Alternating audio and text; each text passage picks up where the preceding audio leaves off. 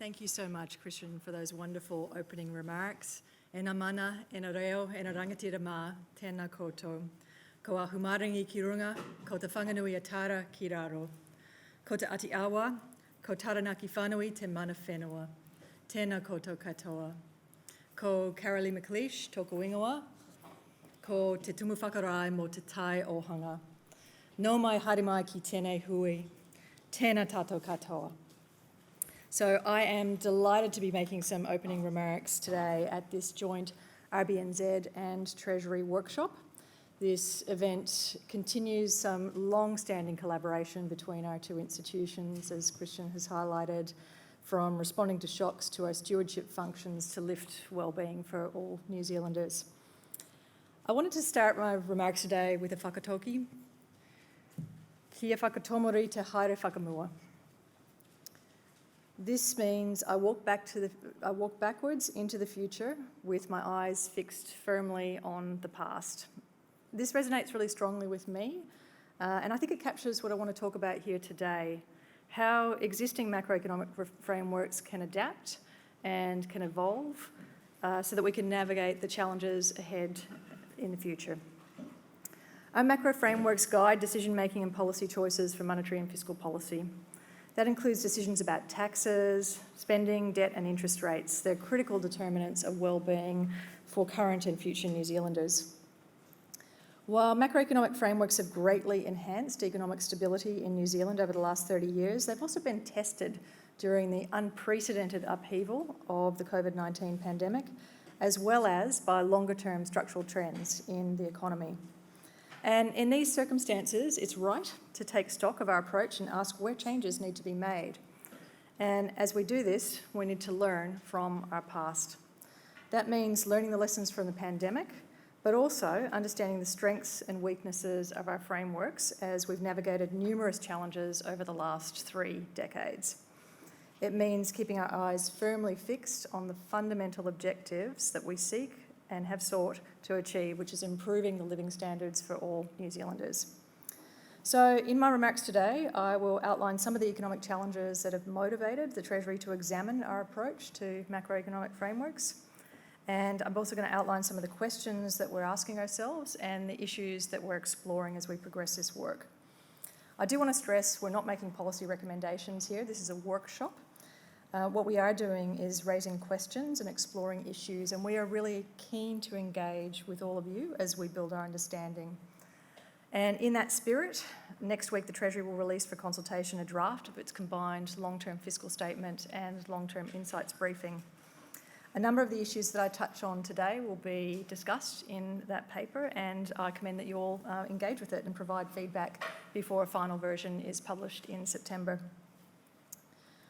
So, why examine our economic frameworks, macroeconomic frameworks? For more than 30 years, macroeconomic frameworks have served New Zealand well through clear roles for monetary policy and fiscal policy, as currently set out in the Reserve Bank of New Zealand Act and the Public Finance Act. These institutional frameworks address the economic context at the time, which followed a period of high inflation, debt servicing costs, poor fiscal discipline, lack of transparency over fiscal management, and wider economic underperformance. In broad terms, the Reserve Bank has primary responsibility for maintaining a stable macroeconomic environment through the business cycle and controlling inflation. By contrast, fiscal policy is focused on maintaining a sustainable fiscal position and delivering on the specific policy objectives of the government of the day. But today, these macroeconomic frameworks face some new challenges. In advanced economies, the decade since the global financial crisis was characterised by subdued inflation, falling neutral interest rates and relatively low levels of growth. These macroeconomic trends reflect long-term structural changes in the global economy, globalisation, technology improvements, population ageing, low productivity growth, rising inequality, to name a few. New Zealand's been no exception to these trends. When COVID-19 hit, the Reserve Bank's official cash rate, the OCR, was already at an all-time low of 1%. Initial constraints on the ability to introduce negative interest rates meant that there was limited capacity for the Reserve Bank to stabilise the economy through deep cuts to the OCR. 75 basis point reduction in the OCR was supplemented by alternative monetary policy tools, notably the large-scale asset purchases, or LSAPs, and the funding for lending program. While our use of monetary policy changed, so did the use of our fiscal policy, with a pandemic response that was swift and substantial. Overall, these interventions, alongside a very strong public health response that successfully eliminated COVID-19 in New Zealand, have been effective in supporting the New Zealand economy, with the economy far outperforming our original forecast more than a year ago. With the initial COVID-19 shock now behind us, although of course there's still a lot of uncertainty ahead, our attention is now turning to the future. Specifically, we're asking, how can monetary policy and fiscal policy continue to evolve, taking into account the lessons of the pandemic and the long-term trends that predate it? Of course, these questions are not unique to New Zealand, and we're learning from the experiences of other advanced economies as we develop our thinking. Two key themes arising from low interest rates are shaping our thinking about macroeconomic policy globally, and they're becoming increasingly relevant also in a New Zealand context. And at the very outset, I do want to acknowledge that these themes depend critically on the assumptions about future trends in interest rates, over which there's some uncertainty, and I'll talk about that a little later. But I also want to be clear that my remarks are motivated by the long-term trends that have been driving neutral interest rates, rather than short-term movements in interest rates driven by cyclical variation. The first theme is that as we manage economic cycles in the future, it's become more likely that monetary policy choices will be shaped by the effective lower bound on the OCR. We can expect alternative monetary policy tools to become a standard part of the policy toolkit, and there will be an ongoing place for fiscal policy to play a role in short-term stabilisation. Second, low interest rates will substantially lower the cost of government debt. Favourable debt dynamics resulting from growth rates that exceed borrowing rates will allow government to spend more before fiscal sustainability becomes a concern than otherwise would be the case. This in turn enables fiscal policy to play a more active stabilisation role. So I'm now going to explore these themes in a little more depth, starting with some thoughts on the role of fiscal policy in short-term stabilisation before considering the implications for debt and fiscal sustainability. So first, role of fiscal policy in stabilisation, just looking at a few lessons from the pandemic. COVID-19 pandemic has shown that fiscal policy can play a very effective role in short-term stabilisation. The disruption caused by COVID-19 was both enormous and also unique. Treasury's latest estimates are that economic activity fell by between 25% and 30% during the height of lockdown, with wide disparities across people, across place and sectors of the economy. Some 18 months after the pandemic's onset, New Zealand has now experienced one of the strongest economic recoveries in the world. As at March 2021, GDP is at 0.8% above pre-pandemic levels. This is production GDP, expenditure GDP is even higher.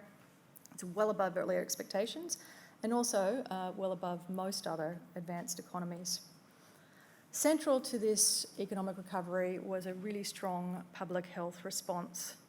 Early in the pandemic, Treasury scenarios showed that the costs of an uncontrolled COVID-19 outbreak far exceeded the cost of a strict but short set of activity restrictions through the alert level system. New Zealand's COVID-19 elimination strategy resulted in among the fewest COVID-19 community cases in the world and some of the lowest death rates per capita globally. While it did lead to the sharpest GDP contraction on record, 11% drop in the June quarter last year, the subsequent freedom from restrictions helped to deliver one of the fastest bounce back in GDP across the OECD. Alongside the health response, the recovery has been driven by strong and effective economic response across fiscal, monetary, regulatory, financial and other policy. I'm proud of the Treasury's advice and collaboration with our partners at the RBNZ and elsewhere in and outside of government on the economic response. And like others, we worked at a very intense pace and on a scale and level of uncertainty that we had not experienced before. It was clear early on in the pandemic that a swift and strong fiscal response would be needed. Given the scale and the nature of the shock, a monetary response alone would not have been enough. Targeted fiscal measures were necessary to enable a strong public health response, provide direct support to businesses and to households, to protect jobs and incomes, and support the recovery through a large and a very uneven downturn. New Zealand's fiscal response to the crisis was one of the largest in the OECD as a percentage of GDP, especially in terms of getting cash to individuals and businesses, as you can see in this picture. Government announced a $12.1 billion support package on the 17th of March 2020, shortly before New Zealand went into its first lockdown, and a further $50 billion was set aside for the COVID-19 Response and Recovery Fund soon after that. The well-accepted objectives of fiscal stimulus is that it is timely, temporary and targeted, and overall, New Zealand's response is meeting these objectives, perhaps better than many anticipated. Why do I say that? Well, a traditional concern from economists is that fiscal policy is prone to lags, both in terms of the time taken to recognise the need for action and taking decision, and the time taken for the effect of the stimulus on the economy. The best counter to that is the government's wages subsidy, which is its single largest COVID-19 fiscal measure, with around $14 billion paid out in 2020, supporting around 1.8 million jobs. The first case of COVID-19 was reported in New Zealand on the 28th of February 2020. The wage subsidy opened just a few weeks later on the 17th of March, before lockdown came into effect on the 25th of March. By the 26th, $1 billion of subsidies were already paid to businesses through the wages subsidy and through leave schemes.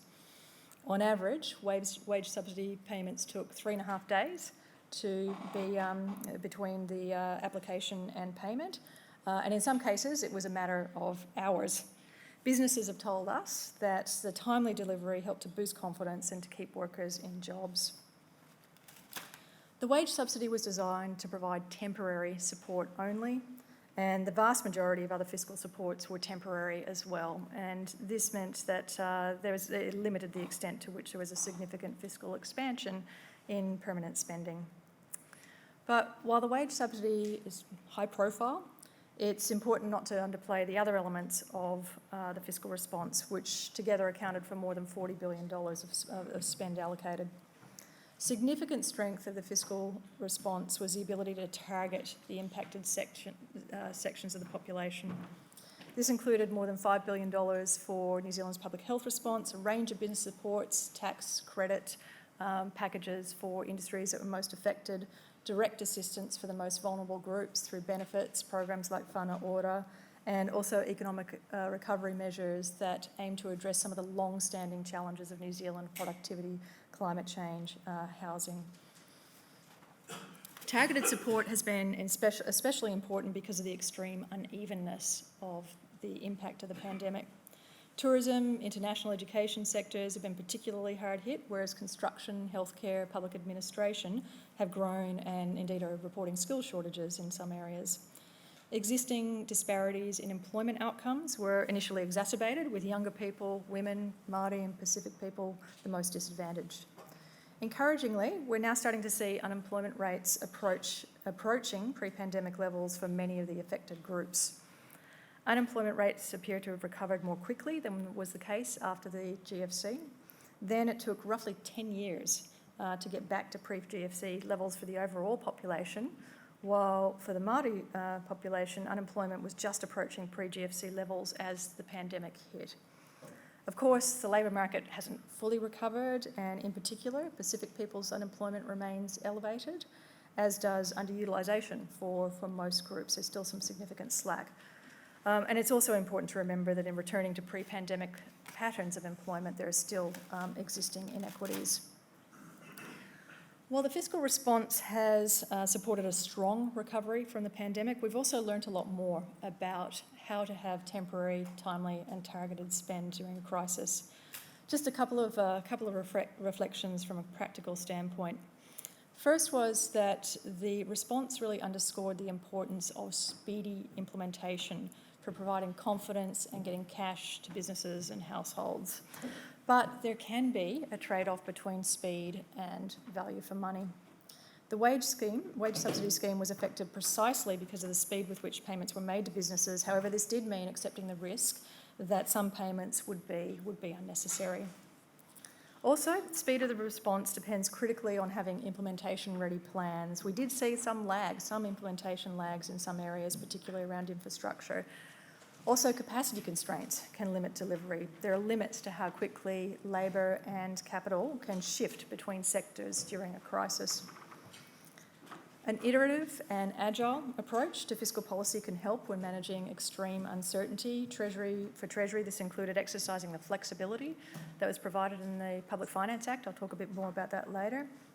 Working to scenarios, drawing upon and communicating high-frequency data, and also engaging in businesses to understand the impact of policies and how to refine them throughout the shock. But finally, the pandemic has shown how critical it is to think broadly about living standards in formulating macroeconomic policy. We've seen that a focus on health outcomes help to hold up economic outcomes. A hallmark of New Zealand's effective response has been strong social capital. The unevenness of the downturn has highlighted the need to understand distributional effects in detail and develop targeted responses. And the fiscal response provided an opportunity to address some of the long-standing challenges that New Zealand faces, while also supporting short-term stabilisation. That's all consistent with the Treasury's living standards framework for assessing policy, and I think that we've seen the importance of that broader perspective through the pandemic. So a few words on the role of fiscal policy in short-term stabilisation beyond the pandemic. Over the last decade, there's been a growing view in economics on the need for a more active role in fiscal policy and macroeconomic stabilisation. Evidence from the period after the GFC has improved our understanding of the benefits arising from fiscal policy, showing that both spending increases and tax cuts can boost output in the short term. Where monetary policy is at the effective lower bound, fiscal multipliers can be even higher than when monetary policy is not constrained. It's also widely accepted that fiscal policy can have comparative advantage in responding to shocks that have large and uneven impacts, for example, supply shocks for natural disasters. In contrast, as a broad-based tool, monetary policy is better suited to broad-based disruption, such as aggregate demand shocks. Moreover, there's growing support for the idea that active use of fiscal policy is necessary to maximise employment in the current low interest rate environment. This thinking is underpinned by three interrelated areas. First, that a macro response is necessary to increase aggregate demand to match supply when private demand is weak. Second, that fiscal policy needs to play a leading role in this, given the constraints in monetary policy. And third, there's scope for fiscal policy to take on such a role, given the benefits of low interest rates for fiscal sustainability. Nevertheless, a number of reservations about some of the practical constraints to more active fiscal policy remain.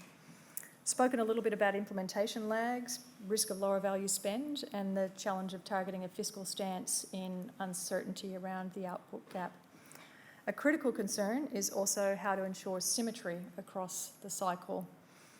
Fiscal policy is relatively easy to loosen in a downturn, but for political economy reasons, it can be much more difficult to tighten during an upturn, leading to a deficit bias or pro-cyclical policy. I'll turn to the mechanisms to address those concerns later, but the first point I want to highlight is just that New Zealand's budget balance has been broadly counter-cyclical in recent decades, falling when the output gap is negative and increasing when it's been positive. And this has been underpinned by both automatic stabilisers as well as discretionary settings. So, what does a greater role for fiscal policy mean for fiscal sustainability and also the idea of prudent debt?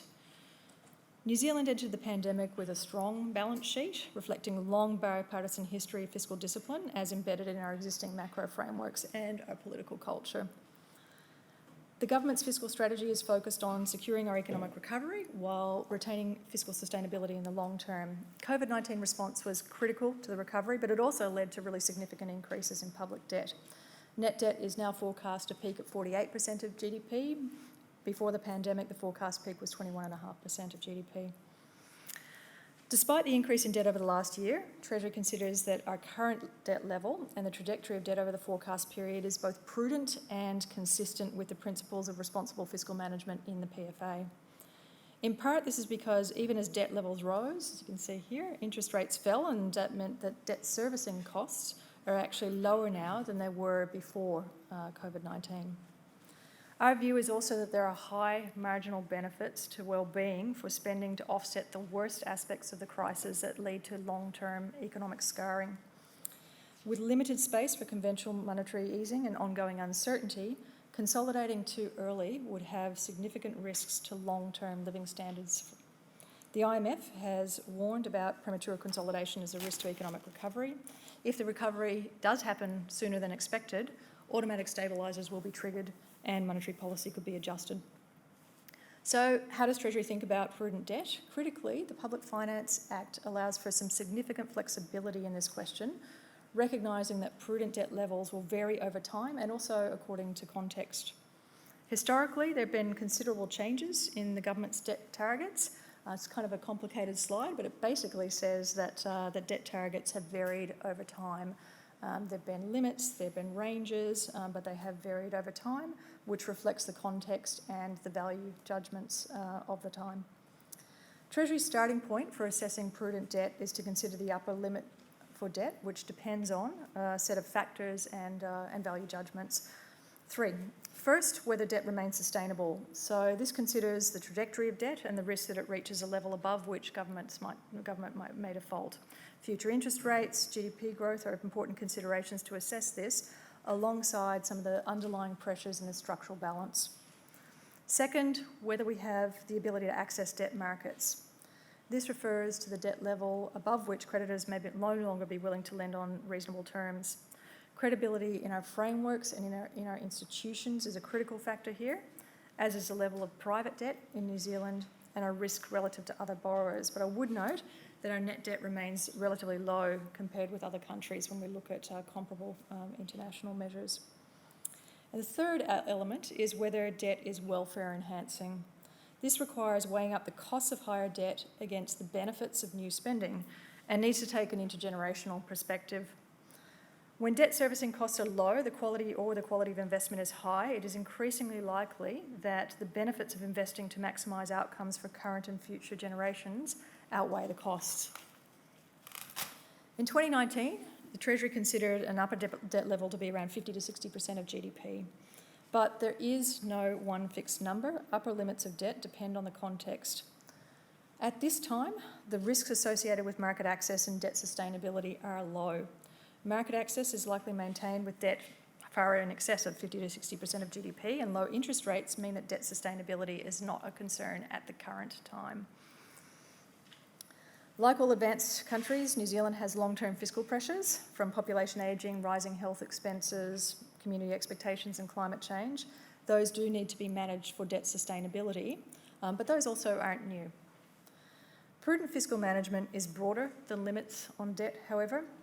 Indeed, while fiscal discipline is always important and there's a strong tradition of it in New Zealand, it's also important not to have an excessive focus on debt levels as an end objective in and of themselves.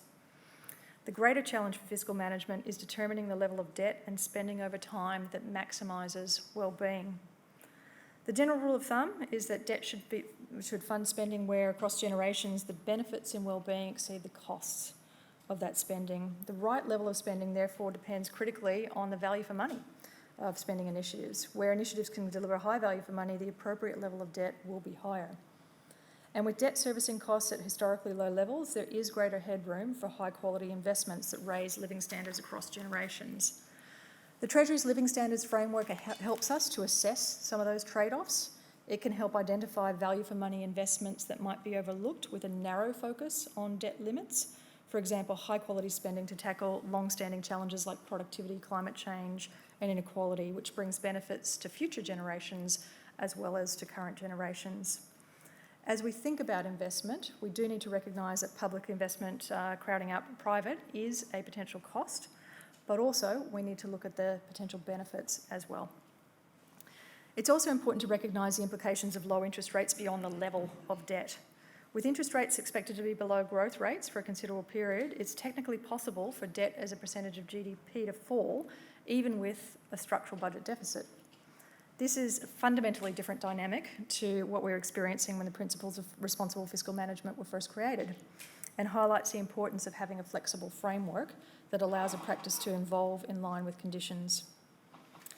Our thinking about debt levels also needs to very explicitly factor in risks and uncertainty. New Zealand is a small, open economy. It's susceptible to economic shocks and to natural disasters, and that means it is essential to keep a fiscal buffer that enables us to respond in times of crisis. In addition, we need to acknowledge the uncertainty around future trends and key variables such as interest rates. Treasury debt forecasts do assume that interest rates rise consistent with market expectations, while the factors influencing the long-term decline in interest rates, such as change in demographics, globalisation, technology, inequality and so forth, these are unlikely to quickly change. We cannot discount the possibility that favourable debt dynamics can reverse. Our forthcoming long-term fiscal statement and insights briefing explores these risks and shows that changes in interest rates can have a very significant impact on debt outcomes. For example, a 350 basis point increase in interest rates can increase debt by almost 90% of GDP by 2061, which is an increase of about 2/3. And while the difference doesn't fundamentally change the trajectory of debt over the next 40 years, what you see here is that debt servicing costs in 2061 vary from up to 12% of GDP in the case of a 5.5% interest rate to only 2.5% of GDP if we were assuming that interest rates remained at 2%. So, if fiscal policy is to play a greater role in stabilisation, there are choices about how this can be achieved. These choices have implications for the size and for the structure of government. There are three broad options for how fiscal policy can act as a stabiliser: through automatic stabilisers, semi-automatic stabilisers, or discretionary policy changes. In the interest of time, I won't go through these in any detail. My colleague Oscar Parkin will be talking about these in a moment. But suffice to say that New Zealand's automatic stabilisers are slightly above the OECD average in terms of how responsive the budget balance is to a change in outputs. And there are choices and there are trade-offs in selecting which of these tools to use in more active fiscal policy. But one thing I did want to say here is that regardless of the tool that's used, fiscal policy will be more effective by ensuring we get value for money from government spending. High quality spend can support fiscal sustainability by achieving more for less and dampening pressure on expense growth. Improving value for money can be seen somewhat like maximising the fiscal multiplier, aiming for the greatest benefit for any given level of spend. Of course, not all welfare or well-being is captured by GDP, so we need to think broadly about the outcomes achieved by spending. The Treasury's Living Standards framework prompts us for this broader and more rigorous view. As I've said before, there is no dichotomy between the Living Standards framework and traditional economics. In many ways, the Living Standards framework is classic welfare economics, and it's traditional cost-benefit analysis that's done thoroughly and thoughtfully, considering all costs and all benefits, even those that can't be readily monetised. Ensuring value for money means greater attention to budget and investment frameworks, measures like strengthened systems for long-term service and asset planning, cost-benefit analysis, including use of the Living Standards framework, non-financial and financial performance monitoring through implementation, and also ex-post evaluation that links back to budget decisions. More broadly, Treasury is examining opportunities to modernise the public finance system. This includes a greater focus on strategic planning and supporting government's wellbeing objectives, improved collaboration across agencies to achieve those wellbeing outcomes, further emphasis on base funding as well as incremental spend, and a stronger medium-term focus. I want to be clear that these changes aren't just about our budget systems, they are also about making fiscal policy more effective. Last topic I want to cover is policy interaction and coherence. A low interest environment and a stronger role for fiscal policy has also meant some new interactions between fiscal and monetary policy. I want to be really clear here that this is not about the independence of monetary policy. Independent monetary policy is an absolute cornerstone of strong economic institutions in New Zealand and indeed across the world. This is critical to maintain. But at the same time, we need to understand policy interactions and ensure that there is a coherent policy stance. I'll highlight three areas of focus. The first is the impact of alternative monetary policy on the Crown's balance sheet. For its monetary policy mandate, the RBNZ purchased nearly as many government bonds from the market as Treasury issued in the market during COVID-19. This helped to lower interest rates across the economy and also lowered government funding costs. Because the RBNZ is consolidated into the Crown's balance sheets, the large-scale asset purchases alongside the funding for lending program have increased net core Crown debt by almost 9% at its peak in 2023. Moreover, the LSAPs have also changed the composition of debt, which you see on the other side of this slide, with a far greater share of net debt now held as settlement cash on which the OCR is paid, rather than New Zealand government bonds, which of course are paid on bond yields.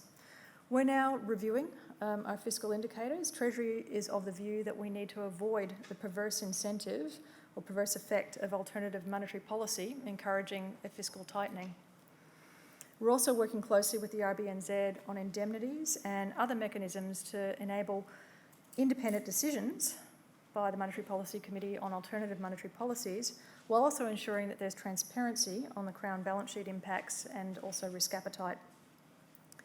Second point to highlight is that an increased use of discretionary fiscal policy could have cyclical implications for monetary policy.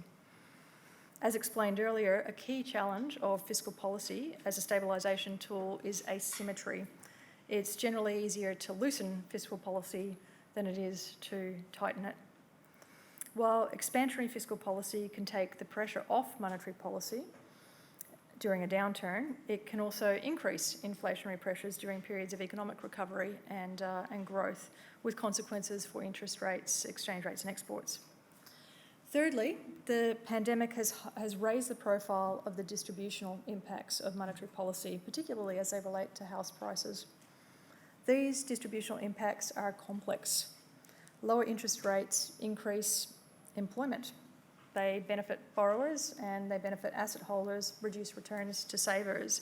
The net effect on total wealth and total income inequality, it's an empirical question that we cannot yet fully assess. But what we do know is that monetary policy is a broad tool that is not well suited to managing distributional impacts. This is the domain of other policies: fiscal policy, regulatory policy, social policy. But having greater transparency and communication without transferring accountability for outcomes to the RBNZ can help. Recent changes to the monetary policy remit aim to improve policy coherence in this way, and we continue to coordinate with the RBNZ on these and related matters. So in sum, Treasury and RBNZ, we have a very strong and really effective relationship. We've long had institutional arrangements and mechanisms to support coordination while respecting each other's mandates. Our changing context has meant that these mechanisms are evolving and they're strengthening.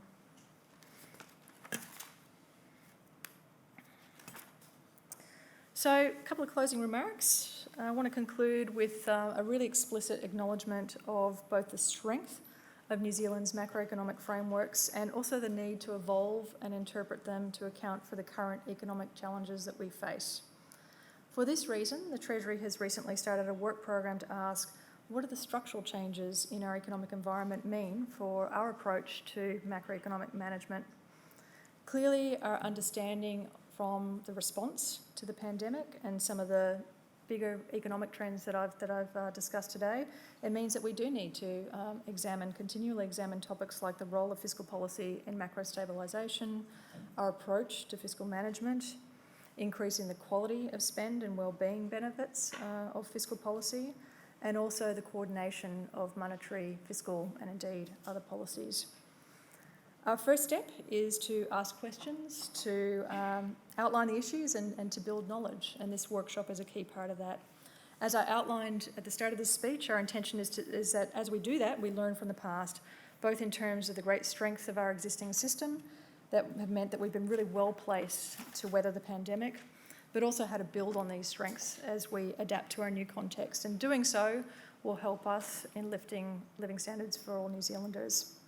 Speaking to New Zealand's expert community is gathered here today.